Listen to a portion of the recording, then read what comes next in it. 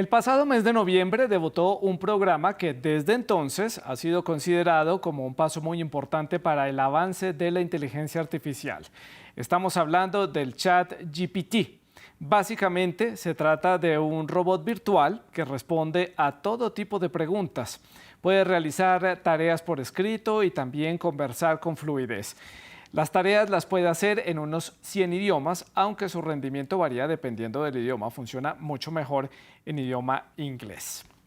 A pesar de los errores, la capacidad del programa y el potencial es enorme y a futuro tiende a mejorar, tal cual así lo han dicho sus creadores. Pero su creación genera tanto admiración como temor y muchos lo consideran una verdadera amenaza por ser una imitación muy convincente de la forma de hablar de los humanos. En esencia, lo que antes era una persona expresándose, ahora puede ser un robot que habla y que argumenta de manera artificial. Pero ¿para quién puede resultar una amenaza? Tal vez puede ser para la hegemonía de Google como facilitador de información a través de Internet. Casi todo el mundo utiliza Google para consultar todo tipo de cosas. En ese sentido, también puede ser una amenaza para la creatividad y para el aprendizaje de las personas. De hecho, en el sector educativo es donde más críticas ha recibido. De hecho, ya fue prohibido en Nueva York para su uso entre los estudiantes, o por lo menos entre la comunidad de estudiantes de ese estado de la Unión Americana. Veremos entonces en detalles las bondades del Chat GPT, pero ¿por qué es una amenaza para ciertos sectores? ¿Qué beneficios puede traer para el desarrollo de la inteligencia artificial? ¿Cuál es su potencial? Lo vamos a analizar entonces aquí en el debate de France 24 y para hablar sobre este tema hemos invitado a Ana Paula Romualdo. Ella es directora del área de tecnologías digitales de Hogan Lovells en México y también está con nosotros Idoia Salazar. Ella es fundadora y presidenta del Observatorio de Impacto Social y Ético de Inteligencia Artificial. Nuestros televidentes también les recuerdo que hacen parte de esta conversación, de este debate. Pueden dejar sus comentarios y sus preguntas a través de las redes sociales. Estamos en Twitter, en Facebook, también en Instagram. Nos encuentran como @France24-ES, @Santilogo, mi cuenta personal, y la etiqueta es numeral el debate F24. No olviden también que todos los contenidos del programa están disponibles en Apple Podcast, en Spotify, en Deezer y en TuneIn. Comienzo entonces dándole la bienvenida a Ana Paula. Gracias por estar con nosotros hoy en el programa, Ana Paula. Y la primera pregunta, ¿cuáles son sus impresiones sobre este avance tecnológico y todo este revuelo que ha traído en el mundo de la tecnología el Chat GPT? Bienvenida. ¿Qué tal, Santiago? Muchas gracias por la invitación. Es un gusto y un saludo a la audiencia también. Bueno, pues esta tecnología se ha puesto de supermoda desde que se lanzó el Chat GPT, pero pues sí es necesario decir que no es una tecnología completamente nueva. Esto es, por llamarlo de alguna manera, un spin-off del Chat GPT-3, que este fue lanzado ya en 2020. Entonces, claro que o sea, ha sido un gran avance a partir de GPT-3, pero es que parece, por lo que veo, que se está viendo como si fuera algo que no tuviera ningún antecedente hecho por la misma empresa, porque estas tecnologías son desarrolladas por OpenAI. Ahora, hay un cúmulo de cosas que yo creo que se malentienden a veces alrededor de la capacidad de GPT. Aunque es un paso gigante en términos de cómo ha avanzado los LLMs, que son Large Language Models, que es lo que, o sea, específicamente el tipo de inteligencia artificial que es GPT. Tampoco es este asunto que gira mucho como en noticias de clickbait, de que ahora sí ya hay algo que nos sustituye como inteligencia humana o que algo que puede competir con nuestra inteligencia. Porque, bueno, un modelo de lenguaje como estos, lo que es en el fondo es un modelo probabilístico para generar estas respuestas en texto. Sí. Entonces, no es que sea que haya entendimiento o que haya conciencia. Yo creo que eso es una de las partes que son realmente importantes al respecto, que no es Skynet, Sí. todavía no estamos en esa parte, pues. Entonces, es probabilístico. De hecho, la crítica que todavía puede existir ahí es el cuarto chino de Searle, que desde que sacó su teoría Searle al respecto, es que si existe algo que puede entender sin que haya realmente, que pueda generar una respuesta sin que haya un Sí, entendimiento, es como si un mono estuviera dentro de un cuarto, aprendiendo o dando respuestas en chino, pero no es que entienda chino, sino que sabe o aprendió más bien la forma en la que debe un responder. programa Sí, en la que un programa hace las relaciones entre los sí, diferentes signos. Ahora, claro que lo sí, Ana Paula. criticable es que a pesar del tema, de cómo están, que parece que esto no está regulado nunca, ¿no? Cuando sale esto decimos, no, pues no hay nada que lo regule, ¿dónde está? Pues Sí, hay un Ana tema de Paula. autorregulación, hay términos y condiciones y hay una política de contenido que específicamente aplica a estos temas. Entonces, en los términos y condiciones dice para qué no debe de ser utilizado, temas de privacidad, temas de seguridad, temas de qué uso es el uso responsable que le debes dar.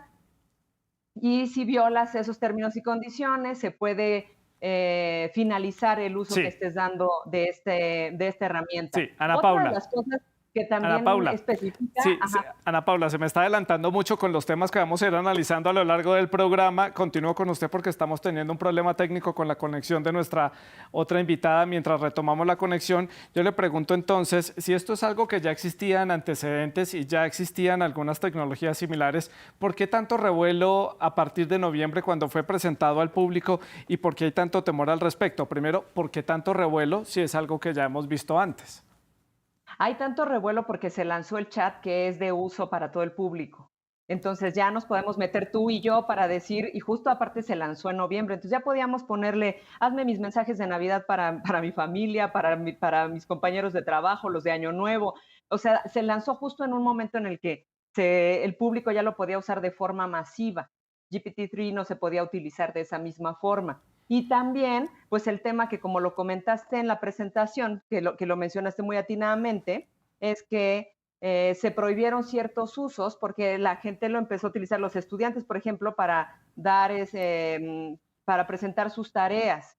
Incluso fue prohibido también en un sitio que se llama Stack Overflow, que es para desarrolladores, donde no se podían poner ahí respuestas que daba el chat GPT, porque para Sí, tirar código no siempre daba respuestas correctas. Parecía que claro. eran correctas, pero eso lo que estaba dando era que se estaban diseminando respuestas incorrectas. Entonces, creo que por eso es que ha tenido mucho más revuelo, por el Ana uso. Paula, y le pregunto, ¿esto en qué fase de la parte de investigación está? ¿Está en una parte, en una fase todavía de pruebas donde el usuario común lo puede utilizar, pero qué tanto le falta entonces para su desarrollo para llegar a ser un producto completamente disponible, que esté completamente listo para funcionar? Pues mira, esa es como la pregunta del millón, porque sería como cuando esté o sea, completamente disponible, ya está. Pero, y para uso generalizado ya está. No está disponible en todos los países todavía, pero si tu pregunta es más bien como en qué punto va a alcanzar algún tema de que tenga cero errores o algo así, pues no, y eso lo explican, no estoy segura de que llegue a ese punto, y eso lo explican en el momento en el que si te metes a utilizar el chat, que insisto, te puede meter cualquiera a utilizarlo, te dicen esto puede tener instrucciones que puedan causar algún tipo de daño o puede tener algún tipo de sesgo, porque está por los sets de datos con los que está alimentado, pues obviamente puede en algún momento generar respuestas que estén sesgadas como los mismos sets de datos. Sí, entiendo ese punto. ¿Por qué representa esto un importante avance para la inteligencia artificial? Para los que somos completamente ignorantes en este tema, Ana Paula, y no entendemos mucho de esta tecnología, cuéntenos por qué esto es importante dentro del segmento de la inteligencia artificial. Te platicaba, Santi, que una de los avances que representa este tipo de tecnología es que puede hacer una cosa que se llama multitasking, que la conocemos, esa palabra la conocemos, algo que se puede, que entre humanos significa que puedes hacer varias cosas a la vez y trasladado al tema específicamente de inteligencia artificial significa que puede hacer más de una cosa. Generalmente, y esto creo que sí lo puede entender la audiencia que no sepa nada acerca del tema, que seguramente escucharon las notas de tal la inteligencia artificial ahora es experta jugando ajedrez, experta jugando Go, experta jugando lo que sea, pero era experta en una cosa. Y esa era la crítica también en muchas ocasiones de académicos al respecto. Hace bien una cosa. Entonces, que haga multitasking es que puede hacer más de una cosa. ¿Y qué hace? Genera guiones, novelas, poesía, tira código, lo que, o sea, te puede hacer cartas, puede hacer un montón de cosas diferentes. Entonces, no es una inteligencia artificial que solo sepa hacer un tipo de tarea, digamos que solo haga guiones o que solo haga novelas o que solo haga tareas, sino que puede hacer diferentes cosas, pero todas son relacionadas con el lenguaje, porque recordemos que es un modelo del lenguaje. Entonces, esa es uno de sus mayores avances. No sé si más o menos eso responda a tu pregunta en términos generales. Claro que sí, Ana Paula, queda muy claro eso y eso me lleva a preguntarle entonces cómo esto es multitasking, puede desempeñar diferentes tareas. ¿Esto lo podemos usar en todo tipo de actividades o esto tiene todavía un segmento muy determinado, es muy académico o es muy, ¿qué se sabe al respecto? No, hombre, no es para nada muy académico, es algo que se puede utilizar y justo ese es el tema de su gran popularidad que platicábamos, que se puede utilizar para hacer tareas, se puede utilizar para generar artículos. De hecho, GPT-3 saltó bueno, tuvo mucha fama cuando se empezaron a generar artículos a partir de su uso que supuestamente bueno, sí resultaban, no eran distinguibles de lo que podía escribir un humano a lo que estaba generado, digamos, como contenido sintético, llamémosle. Entonces, eso es el tema. Ana Paula, continúo con usted porque seguimos teniendo problemas técnicos para continuar la comunicación con nuestra otra invitada. Entonces seguimos conversando hasta que podamos incorporar al debate a nuestra otra invitada. Paso entonces a preguntarle por una de las grandes críticas que ha recibido el chat GPT y es que puede generar justamente una ruptura en cuanto a la creatividad, al aprendizaje, todo esto en el marco de la educación. Sobre todo, usted lo mencionaba, hay unos textos que uno no sabe cuáles han hechos por contenido sintético o hecho por una persona por su creatividad y por su capacidad de lenguaje. ¿Es en serio esta amenaza de la creatividad? ¿Esto podría afectarnos a nosotros, a la raza humana, a largo plazo?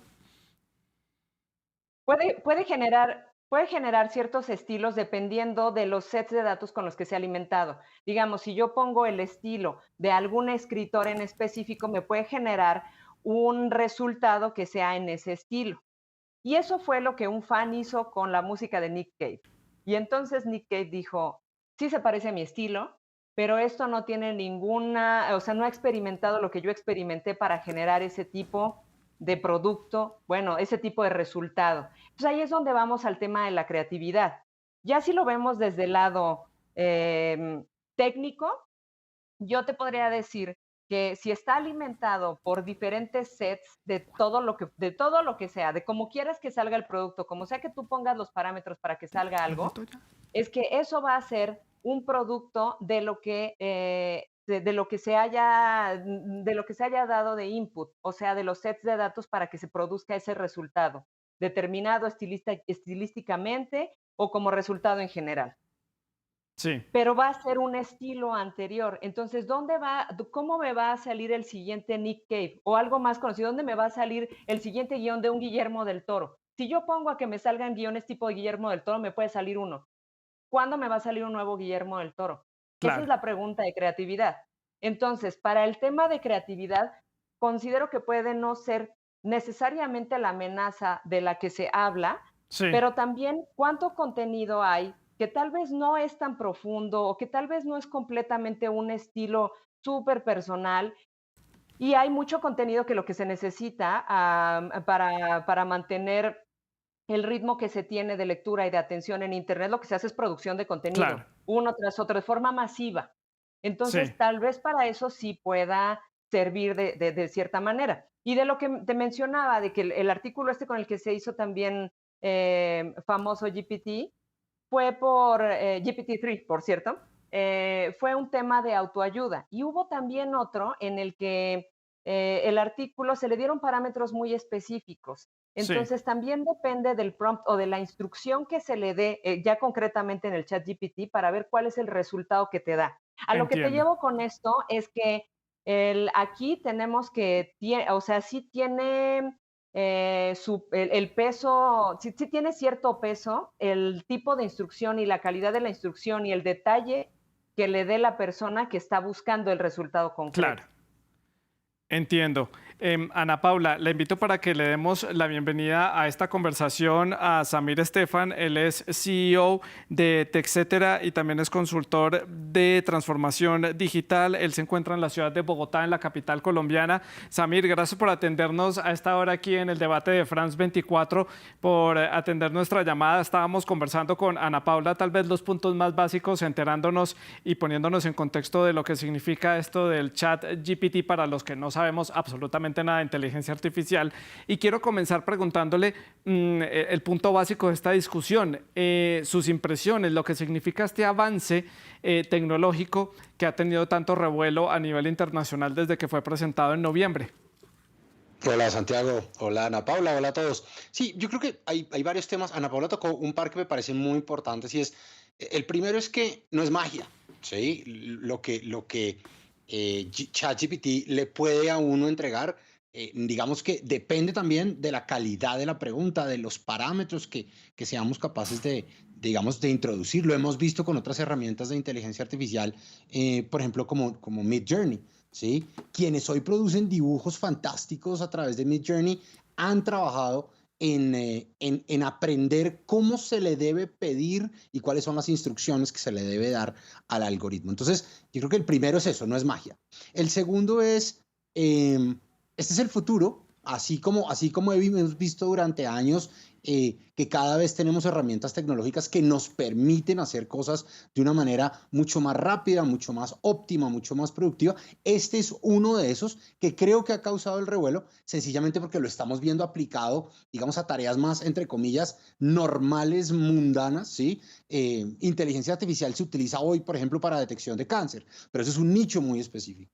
Inteligencia artificial se utiliza hoy para eficiencia energética, pero es un nicho muy específico. Pero cuando encontramos un algoritmo como este que nos puede ayudar a escribir mejor, que nos puede ayudar a crear discursos, presentaciones, guiones, etcétera, etcétera, pues creo que llama más la atención. Y va a ser no solo el siguiente paso porque ChatGPT lo sea, sino porque ya vimos primero que Microsoft dijo, lo voy a incorporar en mis herramientas de ofimática y lo voy a incorporar en Bing. Y segundo, porque ya esta mañana Google anunció Bard, que es como un modelo muy equivalente, un modelo de un algoritmo conversacional inteligente basado, a diferencia de este, en una base de conocimiento más amplia y Sí. conectada a Internet, cosa que en este caso todavía ChatGPT no hace. Samir, entonces estamos, digamos, en el inicio de un capítulo de hacia dónde se mueve la tecnología de la inteligencia artificial, porque si vemos que Google también está dando una respuesta que era justamente uno de los que se estaba viendo, digamos, en peligro o amenazado por la aparición de este chat. Muchos hablaban ya del fin de la hegemonía de Google en este término de búsquedas por Internet. ¿Es hacia donde nos estamos dirigiendo? ¿Es hacia donde el mercado nos va a llevar? ¿Cómo lo ve usted? Santiago, el 75% de la gente ha usado inteligencia artificial y no sabe que ha usado inteligencia artificial.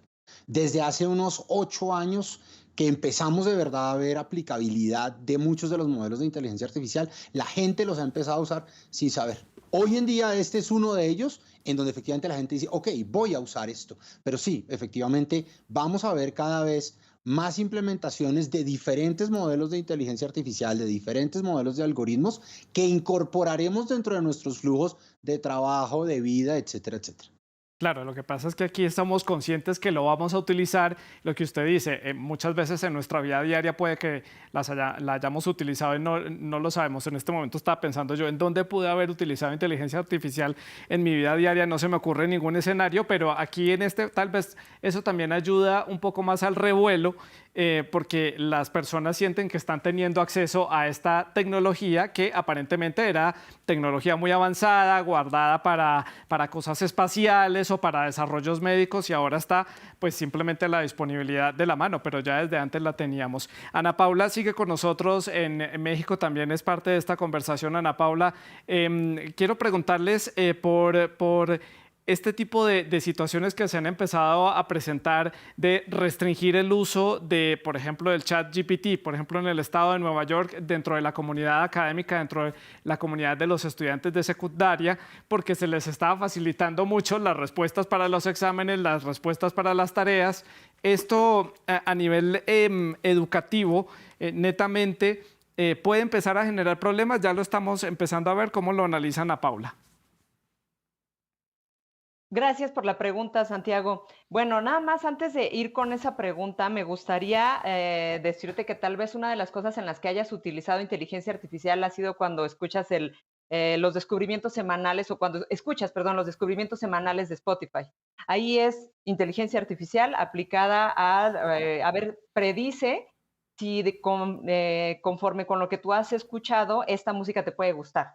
Claro. Es también un modelo predictivo. O sea, ahí lo has escuchado, pero como bien decías, pues no es que lo utilices voluntariamente tú para sí. generar, Ujú. porque lo que generas con el otro es un output que por términos y condiciones te dicen, aparte es tuyo. Entonces también eso es parte de todo el hype. Bueno, y en el tema educativo, creo que podría causar tanto, o sea, no es una herramienta que sea como una limitante o una cosa nueva. En el tema de escuelas en general, siempre han existido formas de hacer algún tipo de trampa. Y aquí también es que como el texto no se ve tan limitado como se podía ver con otras herramientas anteriores, pues ahí es donde llega pues el riesgo, ¿no? De que no se distingue. Pero ahora la pregunta es, si no se distingue, y me gustó mucho esta crítica que, por cierto, es de Simon Saris, decía,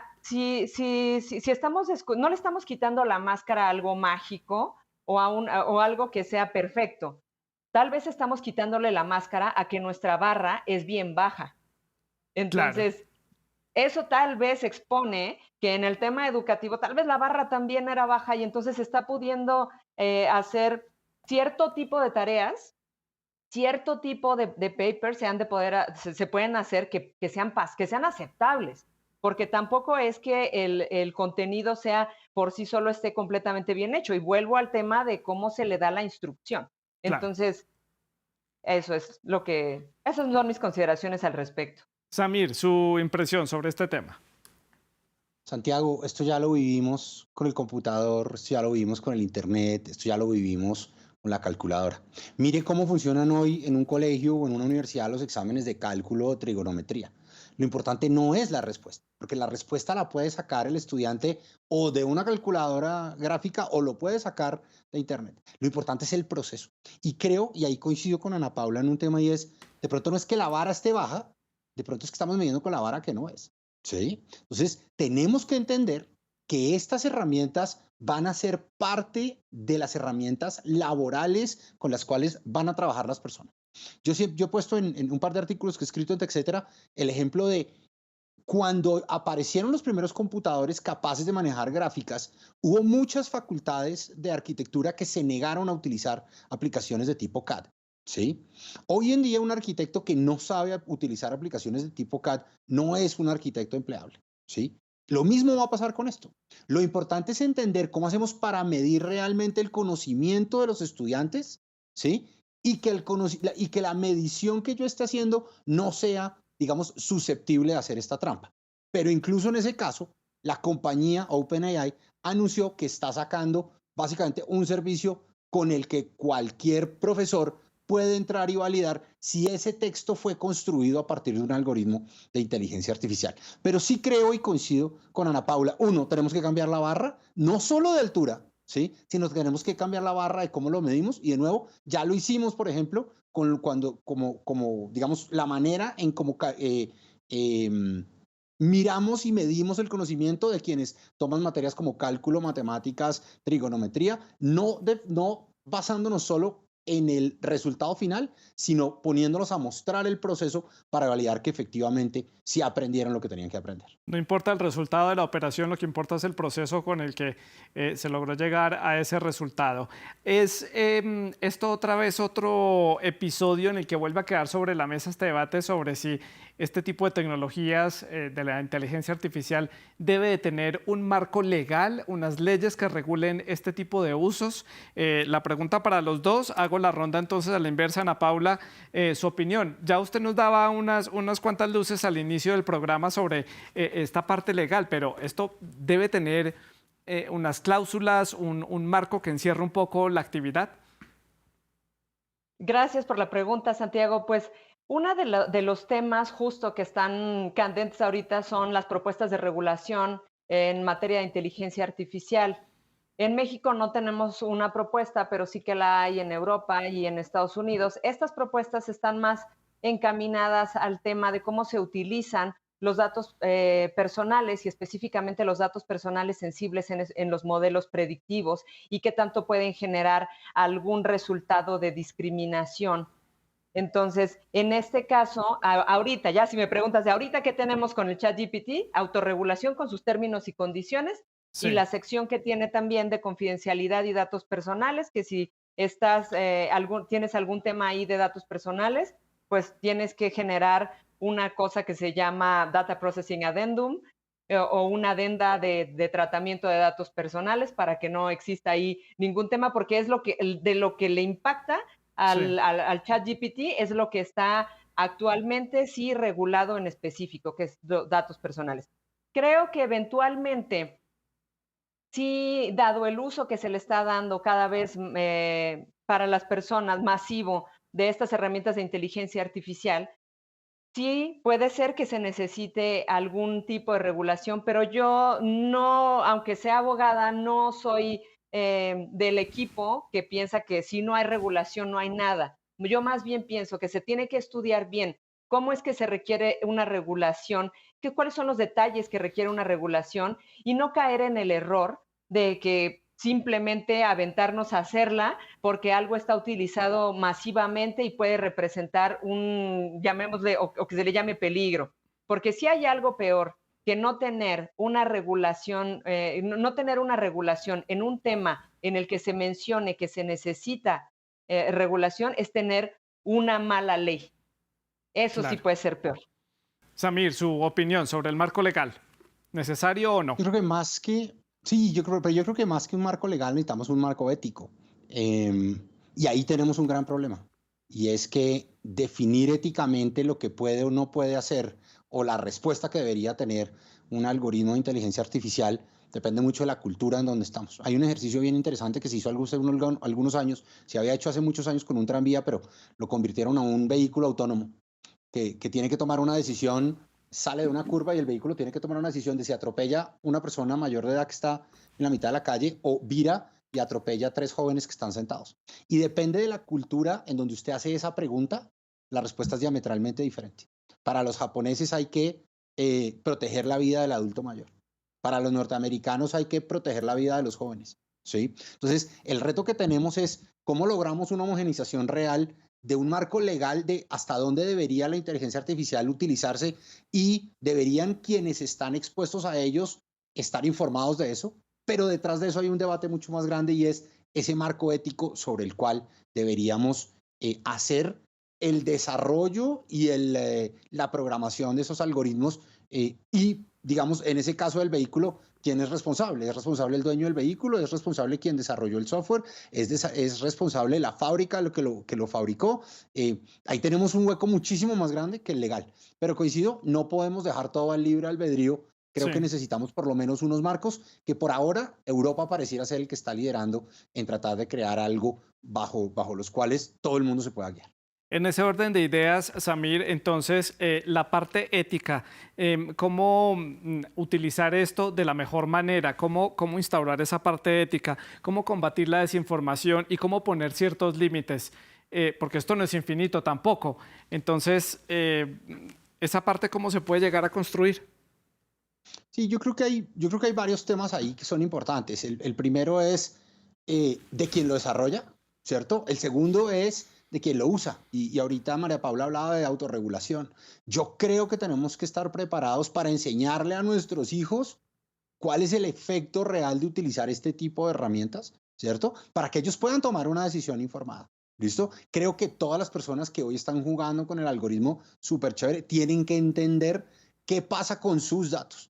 Entonces, lamentablemente América Latina, no, mejor dicho, no vamos a ver llegar una legislación por lo menos lógica antes de 2 o 3 años. Todavía en la mayoría de los países de América Latina estamos discutiendo el tema de Uber. ¿Sí? Sí. Y esto fue hace 8 años. Entonces, imagínense cuándo vamos a empezar a hablar de este tema. Entonces, creo que tenemos que arrancar por los colegios, por las universidades, por los papás, nosotros como usuarios, a tratar de entender de una manera autogestionada y autorregulada cómo hacemos el mejor uso de las herramientas y entender cuáles son los riesgos de ellas. Bueno, hay países en donde el tema, por ejemplo, de la plataforma, como por ejemplo Uber o plataformas de hospedaje, no está ni siquiera siendo debatido y no tiene ningún tipo de marco en este momento y no hay interés de las autoridades de establecer nada al respecto. Ana Paula, su impresión sobre este marco entonces de lo ético, cómo construirlo, cómo ponerle cierto límite y también esa lucha contra la desinformación. Se vuelve, desde mi punto de vista, otro punto importante, apto para este tipo de problemáticas que ya no solamente es particular de los medios de comunicación, ya lo vemos en diferentes áreas. Ay, temazo, Santiago. Pero antes de eso, quiero irme nada más a algo que mencionó Samir, que me pareció muy interesante, donde decía que en la región podíamos tener un desarrollo de la regulación en aproximadamente 2, 3 años. Me encantaría que fuera así, que surgiera que se creara, se tejiera una buena regulación en ese periodo. Me parece un periodo sumamente optimista. Creemos en la región que se puede hacer algo en ese periodo, pero en realidad no lo sé. Yo le echaría mínimo unos 5 años. Ahora, en el tema de ética también creo que, bueno, aunque está el tema de autorregulación y los límites éticos, para qué se puede utilizar, te lo pongo con algo bien concreto. Términos y condiciones. Y condiciones de contenido del ChatGPT. Lo que dicen es, cuando tú generes algo es tuyo, pero, o sea, sí es que te recomendamos, y esos son los términos y condiciones de OpenAI, que digas que se generaron con una herramienta, ¿no? Con esta herramienta. Entonces, y tenemos una violación a eso cuando no se da esta autoría. Entonces, tampoco es que se cumplan esos términos y condiciones, ni las políticas que se establecen respecto del contenido. Eso también nos hace preguntarnos a la vez qué tanto sirve la regulación actual como la tenemos de los términos y condiciones, qué tanto sirve que tengas todas las políticas a texto seguido, blanco y negro, y quién las lee, y entonces también cómo incentivamos el uso ético. Si lo vamos a dejar así, dejando toda la carga sobre el usuario, pues es que no la leíste, pues es que aquí dice Claro. los usos correctos para que el usuario se quede preguntándose de qué se trata esto, como cuando lees un aviso de privacidad y dices, ¿de qué se trató? Entonces, yo creo que también se tiene que incentivar ese límite, ese uso ético. Claro.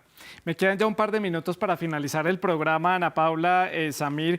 Quiero que hagamos las conclusiones de lo que sigue entonces para esta área de la inteligencia artificial, de lo que nos viene en los próximos meses en el marco, porque ya si Google dio una respuesta más o menos rápida es porque esto se está volviendo una competencia entre estas compañías de tecnología. Comienzo entonces con Ana Paula para hacer la ronda a la inversa, su conclusión de lo que nos deja esto, el chat GPT.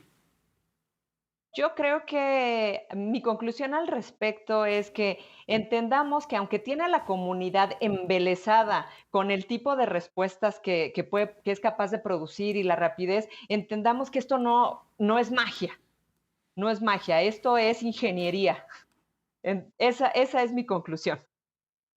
Y que sea Sí, una herramienta que podamos integrar a nuestra vida. También como lo mencionaba Samir, y en eso estoy completamente de acuerdo, que entendamos cuál es el potencial de la herramienta y cómo se puede utilizar, que si no la aprendemos a utilizar y nada más pensamos que es algo para poder hacer trampa, y pues no, facilitarnos las ajá, y para actividades. Sí. facilitarnos las actividades del día a día, para eso es. Y me Ujú. pareció excelente la metáfora que mencionó Samir respecto del uso de la computadora, el uso de la calculadora, es como en general, esta tecnología en específico, Sí. LLM, de inteligencia artificial Sí, es lo que es la inteligencia artificial en general, es una herramienta para potencializar la capacidad humana, no perfecto. una cosa que sustituya a la inteligencia humana. Eso hay que tenerlo muy claro. Primero está la inteligencia humana y ese temor creo que ya es infundido, que este tipo de avances pueda reemplazar en cierta forma a nuestra mente, a nuestro cerebro y a nuestra capacidad creativa. Samir, su conclusión para el cierre del programa. En algún momento será posible que la inteligencia artificial reemplace muchos trabajos. Lo que sí va a pasar en los próximos 10 es que alguien que sabe utilizar este tipo de algoritmos va a reemplazar los trabajos de aquellos que no lo saben hacer, así como pasó con tantas otras herramientas. Entonces, creo que es nuestro deber informarnos, aprender, incorporarlos. Ojalá más profesores, en vez de prohibirlos, los incorporen dentro de su proceso, digamos, de aprendizaje educativo, creativo, porque creo que ahí vamos a ver un resultado bien, bien interesante. Ana Paula, Samir, un gusto conversar con ustedes sobre este tema. Personalmente me han aclarado muchas dudas. Creo que el más ignorante de todos frente a este tema era yo, antes que muchos de las personas que nos están viendo. Gracias por habernos explicado en detalle y en palabras muy simples todo este tema. Yo les agradezco a ustedes también por la sintonía. En nombre del equipo técnico les agradecemos haber estado con nosotros hoy. La producción del programa estuvo a cargo de Laura Garzón y la producción de invitados a cargo de Tania Herrera. Pueden seguir dejando todos sus comentarios y preguntas a través de las redes sociales. Sigan con France 24.